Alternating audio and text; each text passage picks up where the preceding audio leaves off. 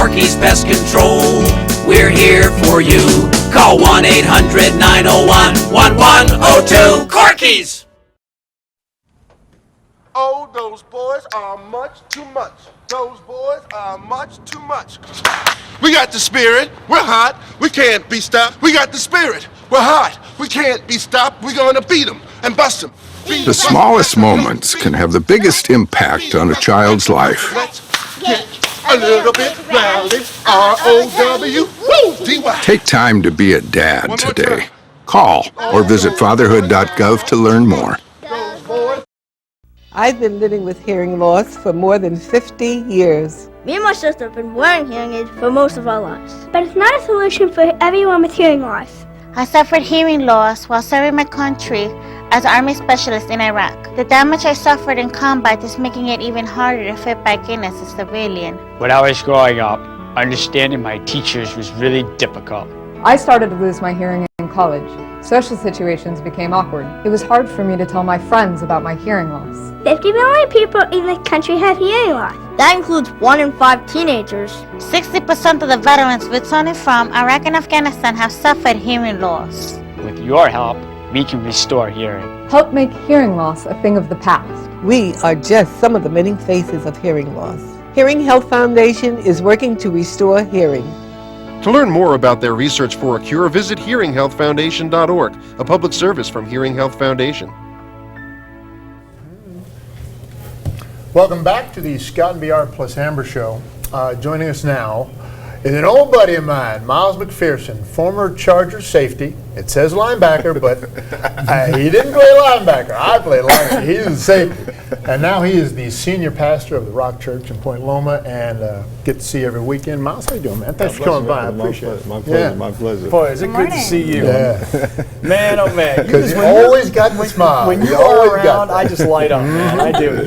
You for me, it's crazy, I know, because I'm Jewish, and you preach the word to the Christian brothers, but honestly, when you're around, I just get lit up because you are just, I find you to be such an inspirational guy and motivational guy, and you say some amazing things. And in particular, this is going back to the homes, the shooting in Aurora, Colorado. That's got to be a huge challenge for men of faith and particularly pastors. How do you explain that to a kid that would come up and ask you about that? People do evil things. You know, we're all sinners, and unfortunately, we're capable of more evil than we think. You know, I heard the people, if forgiving them, a lot of times, you know, forgiveness is not holding someone responsible to heal your pain. And so the quicker people forgive, the quicker they can move on and deal with it and not hold him responsible to make them feel better, because he can't. And so it's more of a personal thing for me to let it go and move on in my life, and instead of having that guy and his actions hold me in bondage, you know, for however long. So, but people are evil, and you know, whether he's mentally stable, unstable or not, we don't know. But obviously, that's not something people do every day. But when somebody says to you, you know, a man of, as Billy Ray said, a man of faith, and it doesn't matter if you're a pastor or a rabbi, priest, whatever, you know, how could this happen? You know, or you know, how am I supposed to have faith when things like this happen? What do you say to people? Well, it depends on what you're putting your faith in. And by the way, everybody is a person of faith. You know, every time we inhale, we have faith that something we've never seen, oxygen, is going to keep us alive. Every time we express love to somebody, we by faith take our heart and trust it into someone's hands. So we're all people of faith. So let's get that, you know, established. Your question is, people do. Your question is, how can we explain why people do? Well, because you know, somebody says, "Hey, you know, Pastor, I was in church on Sunday, and you know, I was preaching, and I was feeling it, and I was reading the Bible, and whatever. And again, whatever religion it is, I was praying. And yet, how am I supposed to have faith in this higher power if things like this happen?" Well, your faith is questioning God if you think God made robots and controls everyone. So people make free will decisions, just like that person's making a free will decision to doubt God. That's a free will decision. So if you're putting your faith in a faithful God who is faithful enough to get you through, is one thing. But if you're saying, well, he did that because he did that, God did it, or God made it happen, that's not the truth. So you have to understand what you're putting your faith in. So you put your faith in a God who is able to get you through, who has not created robots. And so people make decisions, just like people make a decision to curse or commit any crime, or to lie, or to cheat on their wife. Those are all free will decisions we make. So are you going to trust a God who is going to guide and get you through that and give you the strength to get you through that faithfully and never leave you or forsake you. And that's what we got to, that's the anchor we have to have in a world where people make good and bad decisions. Miles McPherson is here, and you know, Miles, we call this Motivational Monday, and I know you've shared your story with thousands of people down at the Rock Church, but your story is very motivational for people, because whether they have drug problems or they've got marital issues or financial problems, these are things that you talk about on Sundays. I've had the chance to be there, and you know, Billy Ray's a regular, but your personal story, I think people would find really interesting, how you were kind of down and out and you know, turned to a life of drugs, and then how did you find the right way for you? Yeah, it was a running back on our team. Yes, it was. You know, in high school I was your typical kid, smoking pot and you know, sleeping around, blah blah blah. You know, went to college, same thing. When I was drafted to the Rams in LA, I got cut, played here for the Chargers, and started using cocaine right down the street here in the hotel with some guys on the team. And a year and a half later, I just figured, you know, I'm in the NFL, I'm doing cocaine, lost, up all night, literally 24 hours doing cocaine, and said, you know, I can't do this anymore. It's really hard to make the team when you're up all night. It's very difficult. Yeah, and I made the team, ironically enough. Yeah, there was a lot going on in those hotels. And actually, I was doing cocaine on the team plane one day in the bathroom, and we were flying back from some game, and guys on the team were doing a Bible study in the aisle, Sherman Smith, Ray Preston. And you know, the aisle of a plane is about that wide, and these guys were this wide, so that I couldn't get past. And they confronted me on the plane and said, you know, if you were to die, would you go to heaven? And they shared the gospel with me right there. And I, you know, I knew the gospel. Were you freaked out, like, dude, I'm on cocaine, my heart is beating, my eyes are blowing up, and you guys are now asking me if I'm going to go to heaven? Nah, because I knew I was watching those guys. You know, it was a process. You were keeping your eye on I was watching them, seeing if they were legit, and actually somewhat envious of what they had, because they had a piece that I did not have. And so I knew when they confronted me, we had the conversation. It wasn't a new topic to me, you know. And you know, several months later, after being around San Diego in places I shouldn't have been, in crack houses. I didn't do crack, but I was there with another player who did crack. And we stood this far away from each other because I just couldn't believe, thought he was going to die right in front of me. Mm-hmm. And he asked me, did I want some? And I said no. And he said, you're strong. And I said, no, I'm scared. I mean, I'm not strong, I'm scared to death. You know, and I was in the bathroom. It was a crack house, right? So I went into the bathroom to watch this guy actually make crack. So I sat in this little tiny bathroom here in San Diego. And this little guy, he's all shriveled up, and he had a white tank top on. And I'm just an inquisitive guy, so I just wanted to see how it was done. And I had my powder cocaine, by the way. I was there to get high, but not crack. Like I was better, right? And I sat in there for, I don't know, half hour, I can't remember, talking to him, asking him how he made it, and watching him actually make it. And I was feeling so bad for him. And then I looked in the mirror, and God said, what about you? Yeah. I mean, how much longer are you going to go from the chair you're in to the chair he's in? And I was on the same path. So then my teammate came, and he gave him the crack, and he did it right there. And then I was like, I can't do that. And then I went in the other room and did powder cocaine. I'm a little different, you know. So it was a few months later, I was laying on my couch right up here in Colwood Boulevard, down the street from San Diego State, and said, Lord, this is it. And I gave my life to Jesus Christ, and that was the last day I did cocaine. Hold that thought, because it's Motivational Monday, and Miles McPherson is here. And listen, if you got troubles in your life, I mean, here's a guy who figured it all out. Don't go anywhere. More with Miles McPherson from the Rock Church in Point Loma. Coming right back. This is Scott VR plus Amber on Monday.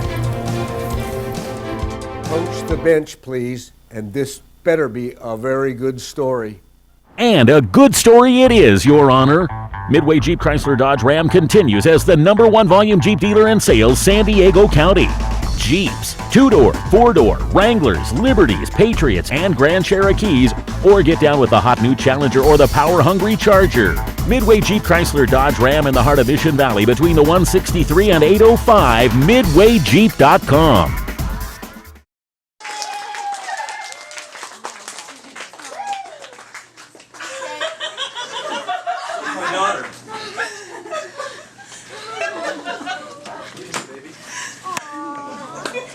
Come here.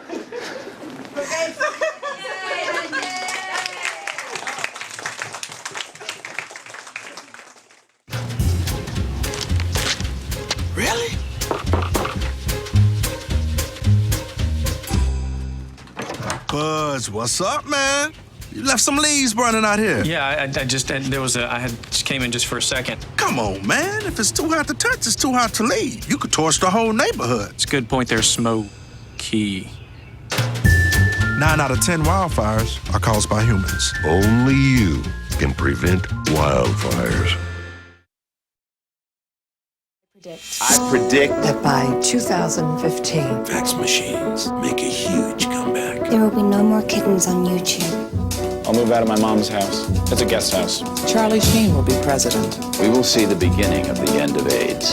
The beginning of the end of AIDS. The beginning Of the end of AIDS. That we can do, but not without you. Go to one.org. We're not asking for your money. We're asking for your voice. And we continue on Scott and BR plus Amber with Miles McPherson from the Rock Church. We're talking about Motivational Monday. You know, you told a great story about your own situation. And I can remember coming down to see you at the Rock Church.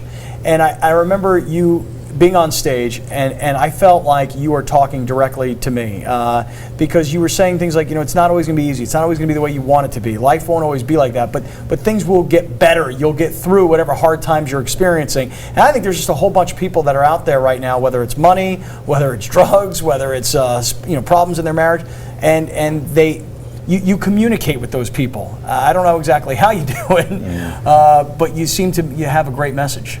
Well, you know, God, the Spirit of God spoke to you, because I didn't know what you were going through or whatever was going on in your life. And people always say you were speaking to me, people I've never met.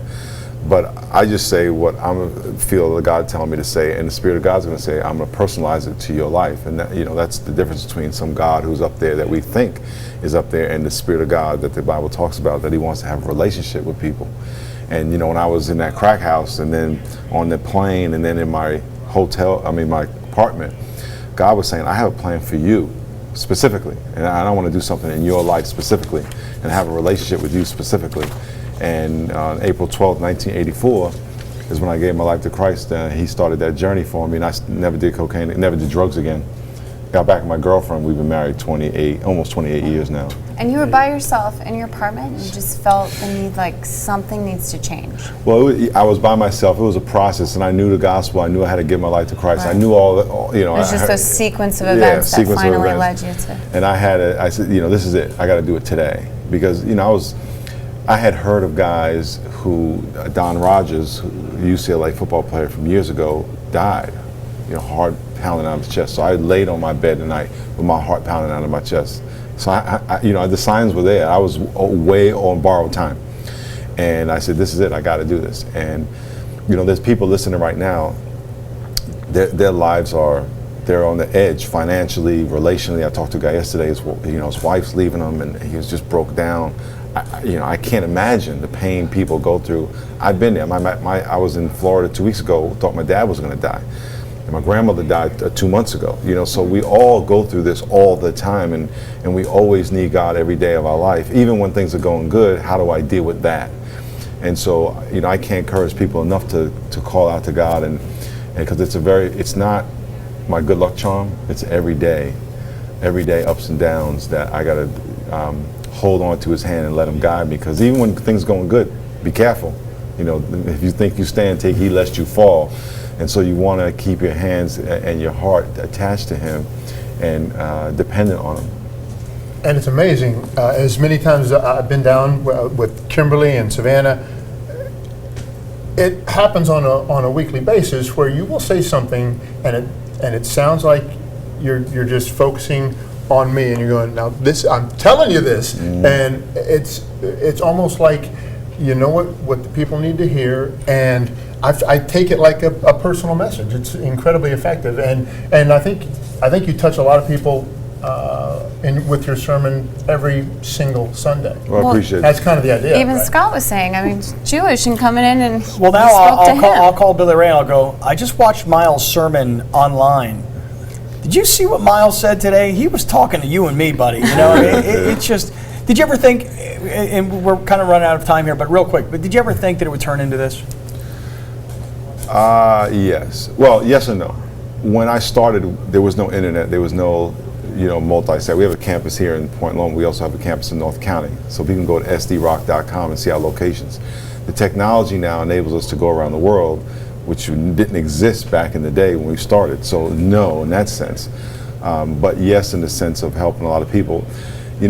Part of the reason these things relate is because I, as everybody else, go through things all the time, make my mistakes as well, and have to hold on to God and struggle with God and cry out to God every single day as well. A lot of times what I'm saying is what I'm going through. So I appreciate people praying for me because, I'm not far from perfect. But to answer your question, when I started in church, I had ideas and visions of helping a lot of people. I want to help as many people as we can. So, to be continued, because we have to have you back frequently. The Rock Church and Miles does these incredible sermons on Sundays, and it doesn't matter what your faith is. I'm telling you right now, this guy, he's talking to us. And yesterday, our people collected 30,000 pairs of shoes for kids without shoes. I've got a whole bunch. How do I get them to you? By Tuesday, 10 o'clock, bring them to the church. Okay. All right, I will bring it to you. Thank you very much, Miles. Thank you. And thanks for everybody for watching on Cox Channel 114 and on U-TTV.com. Miles, thank you very much. My pleasure. All right. Hi folks, it's Roger Hedgecock, and I want to talk to you about my good friend Mehran Aram and his team at the Aramco Group.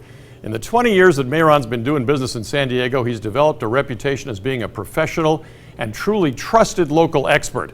If you're upside down on your mortgage and would like to refinance, regardless of how much you owe, you may qualify for the new HARP 2.0. Looking to purchase your dream home? Well, now's the time. Or if you're 62 years or older and would like to eliminate that mortgage payment and access the equity in your home, the Aramco Group can help there too. I personally use the Aramco Group, and so does my family. Give Mehran and his team a call. Purchase, refinance, reverse, that's the Aramco Group. So call them at 877-600-1130. That's 877-600-1130. Or go online at thearamcogroup.com.